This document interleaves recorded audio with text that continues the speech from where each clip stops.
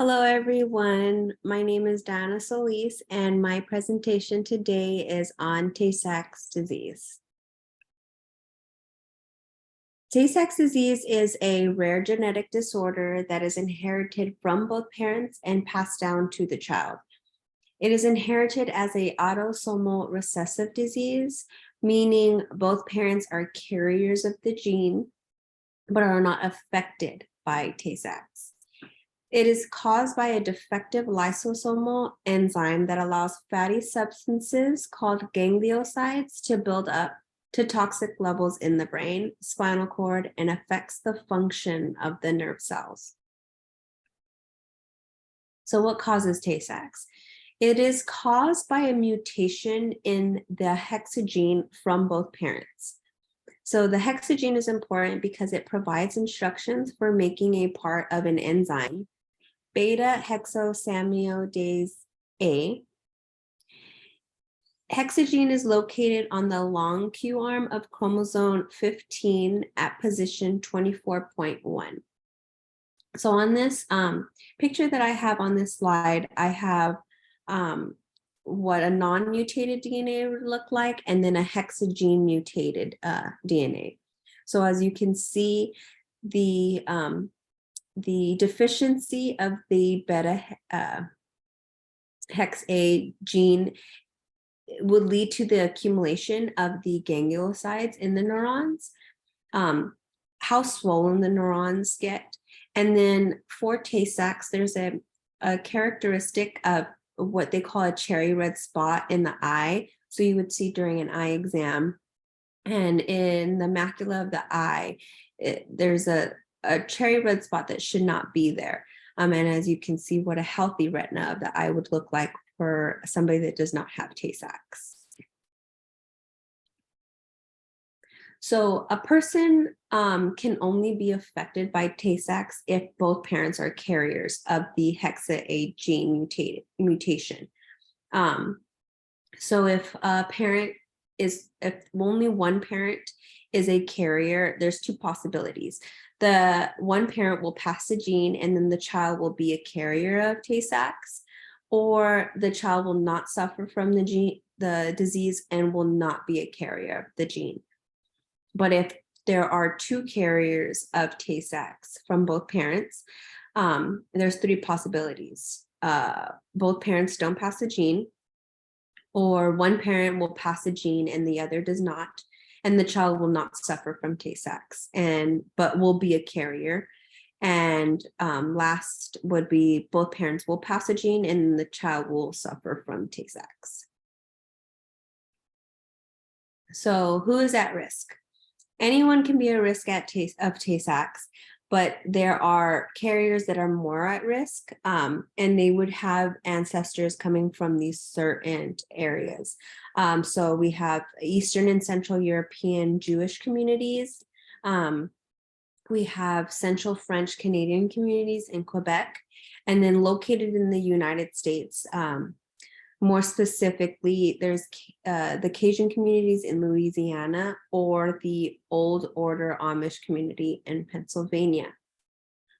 And then again, I have this diagram on the slide indicating the differences of the population, the heterozygotes, and then the affected homozygotes.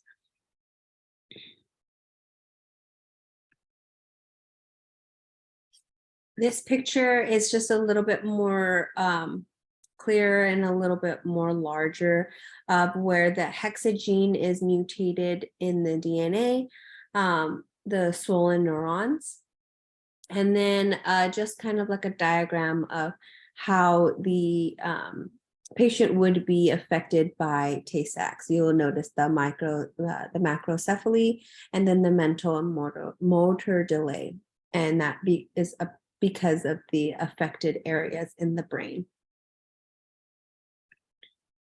There are three forms of Tay Sachs. The most common form that you would see is the infantile Tay Sachs. So infants would be born and start to develop normally up until 3 to 6 months of age, and then symptoms will begin to show.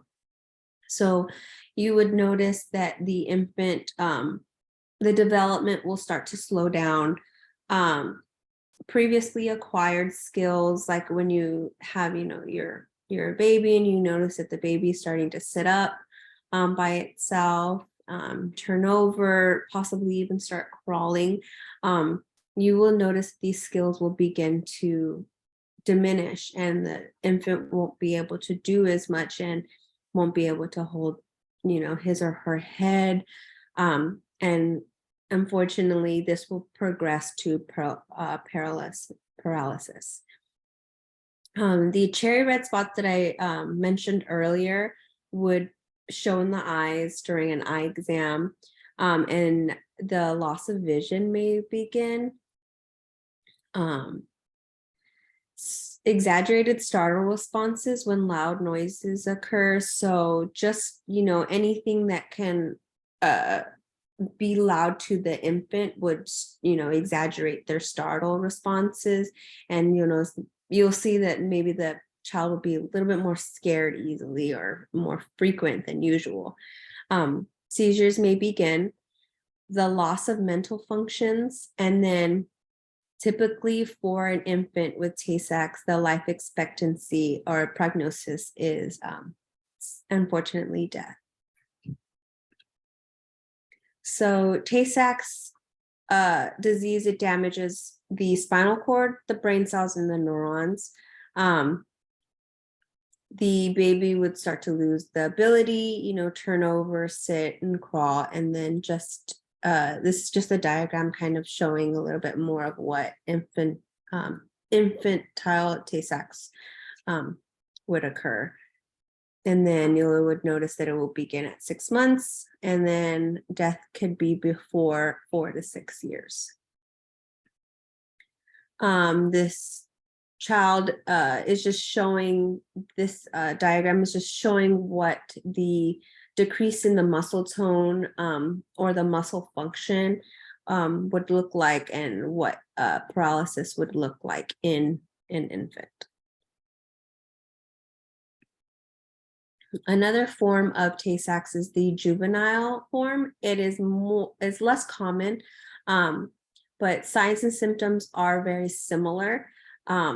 They will vary in severity, and it would typically begin in childhood. So you would notice maybe instead of like the infantile, where it's around 3 to 6 months, this could begin around 2 years. So because this child has aged and developed a little bit more farther along, you could notice maybe even just a little bit of behavior problems. Loss of skills and movement will gradually occur. So these skills that have been acquired, you would notice that the child might start to lose them. Frequent respiratory infections could occur, and decline in mental function and responsiveness. Seizures will start to occur, and then the slow loss of vision and speech, again, because this child has progressed and aged a little bit farther along. You would notice that the child may not speak, or maybe it might be hard for the child to start to express what they're trying to say. And the prognosis for juvenile is still, the life expectancy is a little bit more farther along, but the prognosis will be death. And then the very rare and less severe form of Tay Sachs is the late onset or the adult form.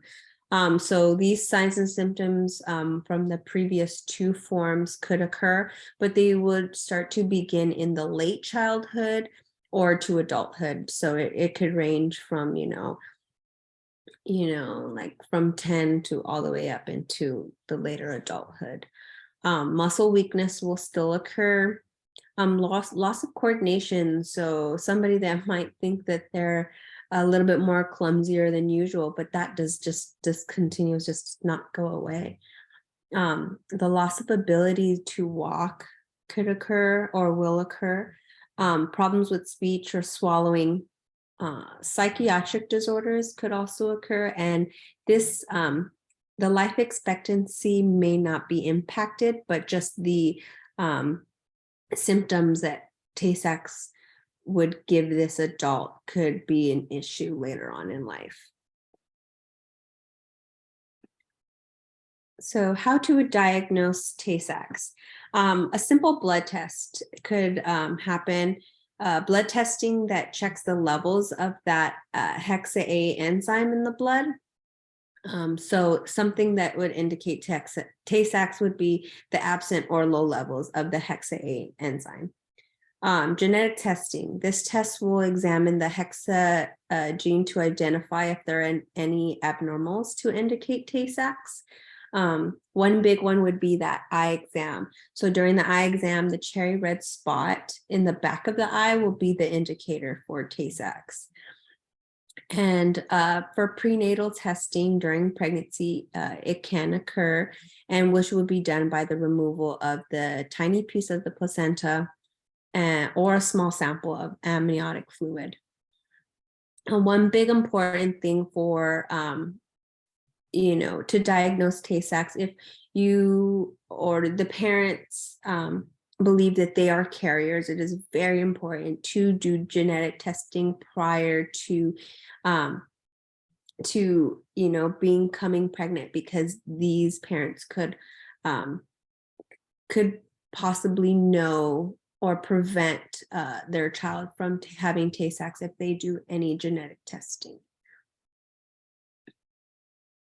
So for treatment for Tay Sachs, there is unfortunately no cure for this disease, and there is no current treatment provided or approved to slow down the progression of this disease.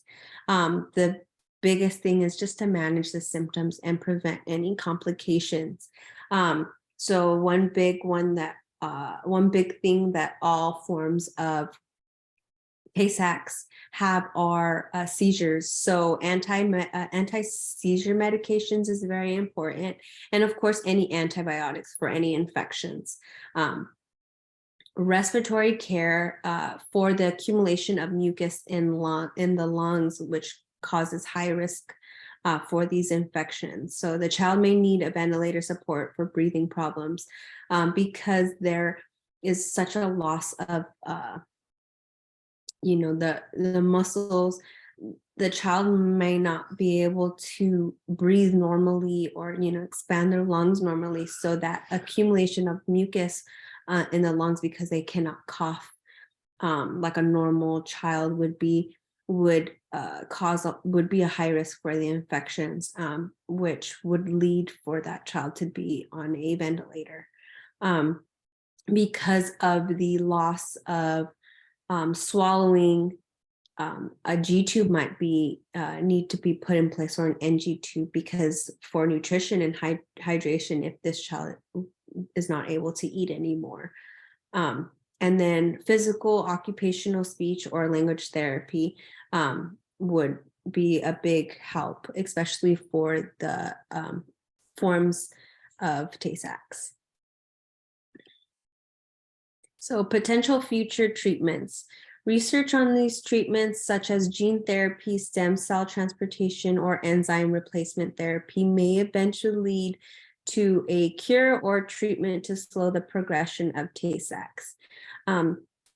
During my research for my presentation, I did research this foundation called the Cure Tay Sachs Foundation, which gives a lot of information on this disease, and also it just gives a lot of information on what they're trying to do to help these families, one that are known to be carriers of this gene, or that they have a child with Tay Sachs. So there's a lot of research on this treatment, and hopefully one day that we could find a cure for this unfortunate disease, or if we can just help learn how to slow this progression, because as I was mentioning, especially in the infantile form, the prognosis is, up to 5 to 6 years. So if we can find a a cure or treatment, that would be, the best odds for these people. Thank you.